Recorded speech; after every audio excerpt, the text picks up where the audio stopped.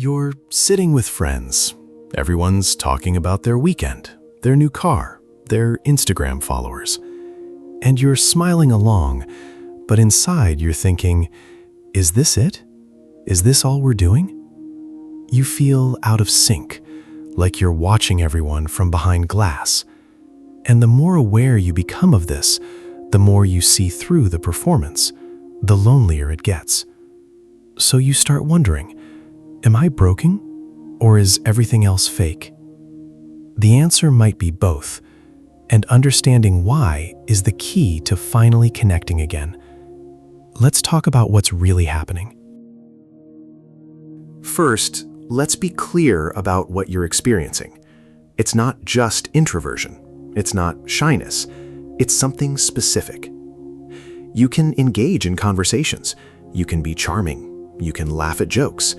But underneath, there's a constant observation happening. You're watching how the conversation works. You're noticing the patterns, the way people repeat the same stories, the way they avoid anything real, the way a question is asked, but real vulnerability isn't actually wanted. And it's exhausting, because you're doing two things at once, participating and analyzing. And the analysis makes participation feel hollow. You see the performance in real time. Someone talks about their new job like it's life-changing, but you can see they don't actually believe that. Someone posts a perfect vacation photo, but you know about the anxiety they mentioned last month. Everyone's curating, everyone's performing, and you can see it. So conversations that should feel connecting just don't. You're sitting across from someone, and instead of being with them, you're observing them.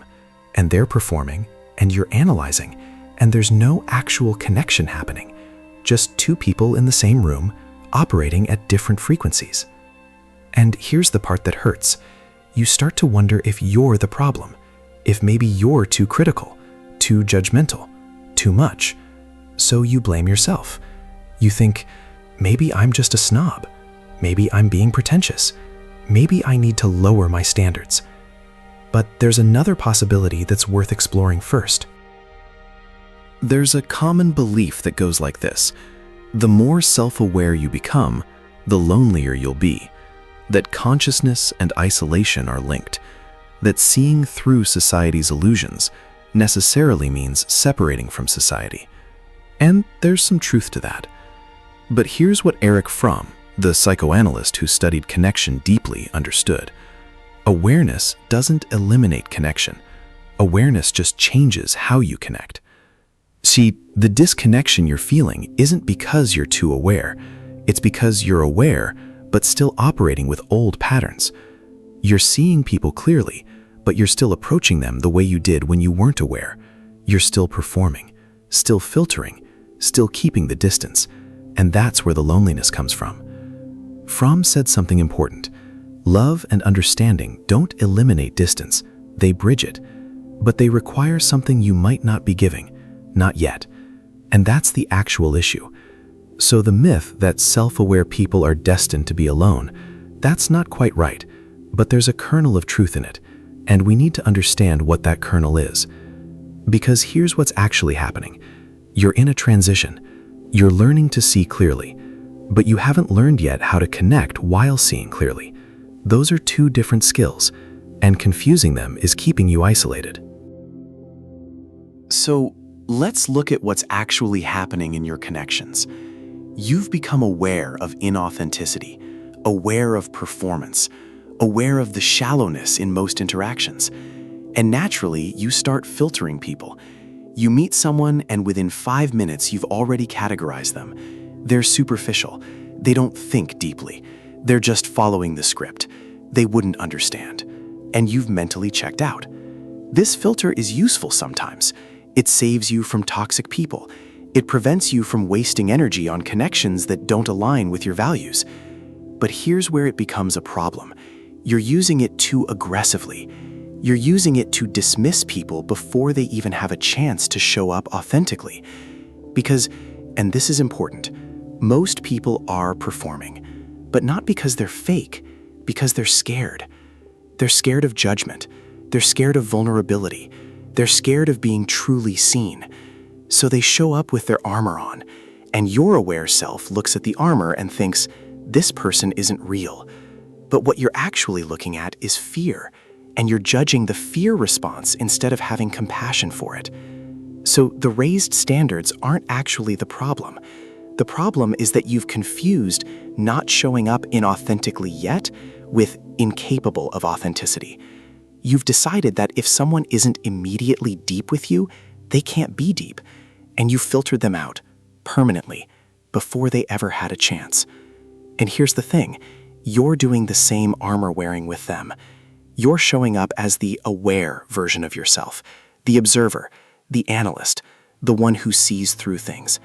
And they're responding to that armor, not to you. So nobody's actually present. And you're both performing, just different versions. Now, we get to the part that's hard to hear, but important. And I say this with zero judgment because I've been here too. Your awareness has quietly become a form of superiority. You're not just aware that people are performing. You're better because you see it. You're not just awake to superficiality. You're above it. And that subtle shift from perception to superiority, that's what's really creating the isolation. This is what Friedrich Nietzsche would call the herd versus the exceptional. And modern self-aware culture does this thing where it glamorizes being outside the herd, being exceptional, being the one who sees. And it feels good to be that person. It feels special. It feels like you're in on something others aren't. And Nietzsche understood this too. That feeling of being exceptional is seductive, and it's dangerous, because what starts as clarity becomes judgment. What starts as consciousness becomes condescension, not toward people maliciously, but in the subtlest way. You stop genuinely being curious about why someone is performing. You just see the performance and categorize it as shallow. You stop wondering what fears or conditioning created that behavior. You just see it as inauthentic. You've gone from observer to critic without noticing. And the voice in your head becomes, no one understands me because they're not deep enough. Not, no one understands me because I'm not showing them my real self. See the difference? One is about them, one is about you, and you've probably been living in the first one. Here's what makes this trap so insidious. Awareness does come with a kind of loneliness. That part's true. But it's not because you're too deep for others. It's because you're using your awareness as a barrier instead of a bridge. You're using it to separate from others, not to understand them more deeply. And that's a choice, not a consequence of being awake. So here's what you're actually missing. And this is the turning point. You want people to be real with you. You want conversations that go deeper. You want authentic connection. But you're not offering that. You're offering analysis, observation, insight, but not vulnerability. Because vulnerability is different from awareness.